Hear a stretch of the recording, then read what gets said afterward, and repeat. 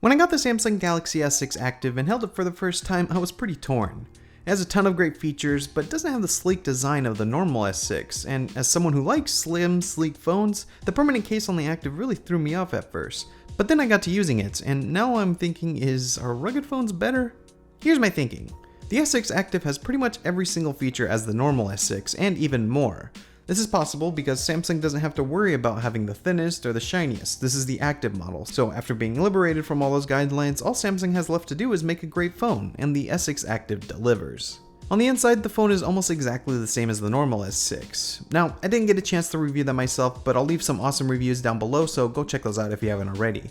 But what's different with the Active? Well, taking a look at it, it's pretty easy to see it's more rugged and more suited to that active lifestyle. Basically, there's a permanent waterproof and dustproof case on the phone, and this allows you to use the phone how you want and not really worry about it breaking.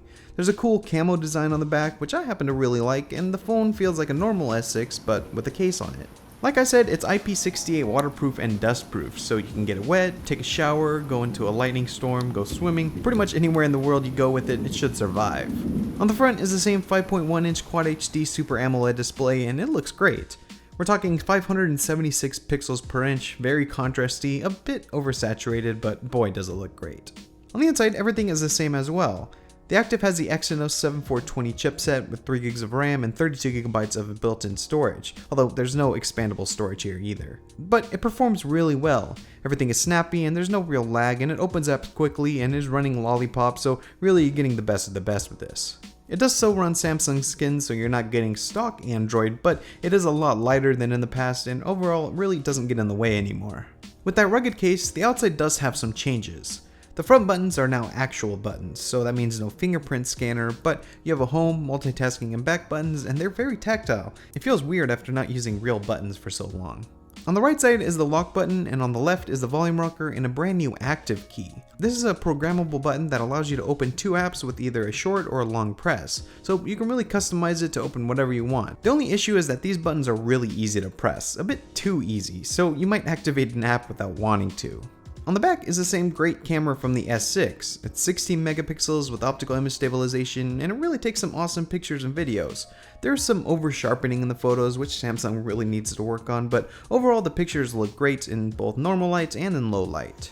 And it also shoots video in 4K, and although the dynamic range isn't quite as good as with the photos, it still looks very good. But easily the best thing about the Active is that the battery is bigger. The battery life on the S6 really isn't all that great, but with the bigger 3500 mAh battery in the Active, the phone easily lasts all day, and this is a much welcome change. So, is this a phone you should get? Well, first off, it's only available on AT&T, so if you don't have that, then the answer is pretty easy. But if you're on AT&T, I think this is a really good option. I never really thought the Active rugged phones were all that special, but there's a number of things that really convinced me that rugged is the way to go, and it's something I think other manufacturers should do as well. Think about it, you're probably going to put a case on your phone anyways, so why not have a completely water and dust proof one that's built in and you don't have to worry about?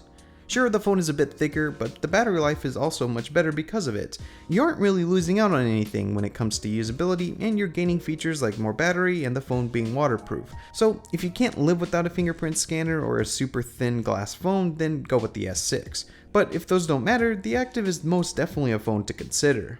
Overall, I really enjoyed using this phone, and it was just nice not to have to worry about where I put my phone. I just knew it would be okay, and rugged is definitely something I'm going to be looking at in the future. I hope you enjoyed this video. If you did, be sure to give it a thumbs up, and if you want to see more videos like this, hit subscribe so you can see when they're out. If you have any questions, leave them down below and I'll make sure to get back to you as soon as I can. My name is Matt, and I'll see you guys in my next video. See ya!